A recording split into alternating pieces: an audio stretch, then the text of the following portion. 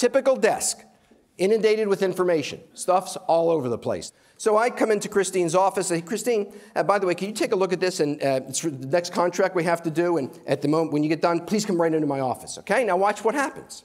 On the conscious plane, with all this around Christine, her eyes aren't darting all over the desk.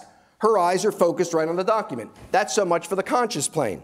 On the subconscious, unbeknownst to Christine, everything that is within this 180 is coming up at her like radiation, flying up at her face. She has no conscious reality that's going on. While she's attempting to focus, the back of her head just banging away and banging away and banging away about all this stuff coming up. So now, Christine is now seeing that her desk is used one project at a time. Christine's now focusing here on the project, on that document. The back of her head, instead of banging away, is real calm. It only happens, what, 50 times a day? In our actual program, we have about 50 tools.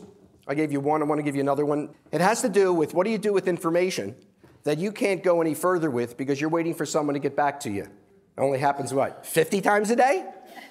Here's the old paradigm. Hey, John, it's Len. Listen, I can't go any further with that report till you give me the budget. So get back to me as soon as you can, okay? Thanks, bye, boom. Now, picture John at the other end of the phone. That's the 83rd request he's gotten today. Where do you think your request is going in his request line? Now let's do the new paradigm. I'm on the phone with John. Hey, John, it's Len. Listen, I can't go any further with this proposal till I get the budget. By the way, this is Friday morning, John. When may I expect you to get back to me on this? Wednesday? You know what, John? Wednesday will work. And by the way, as I'm talking to him and I hear Wednesday, he's going to hear clicking, literally clicking, because I'm on the keyboard in my calendar logging on Wednesday. John, if I don't hear from you by noon on Wednesday, I'll be contacting you. And I'm literally putting it in my calendar, not my to-do list, not my electronic black hole, but actually on the calendar, 12 o'clock on Wednesday. Call John regarding budget, yes? And I'm letting him know I'm doing that. I'm talking doing this responsibly. One more. Has to do with email. Just picture that you have 0 emails in your email inbox at the end of every day for the rest of your life. And you just didn't decide to go, oh, the hell with it, blow everything out. No, I'm talking doing this responsibly.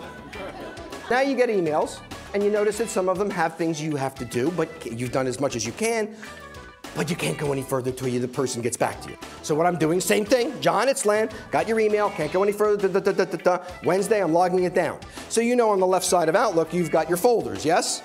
Well, we create 8 more folders for you. One of the 8 is pending, but in parentheses, EP. So now sitting there on the left, imagine that. You've got your email. You see it's something you can't go any further with because you're waiting for John to get back to you. You're on the phone with John Wednesday at noon. You now go to your calendar, put down John right next to 12 o'clock. In fact, what are you going to put next to 12 o'clock in parentheses? EP, electronic pending, email pending, yes? Now, you then drag and drop it into your email pending folder. I've made a term from that called the pleasure to forget.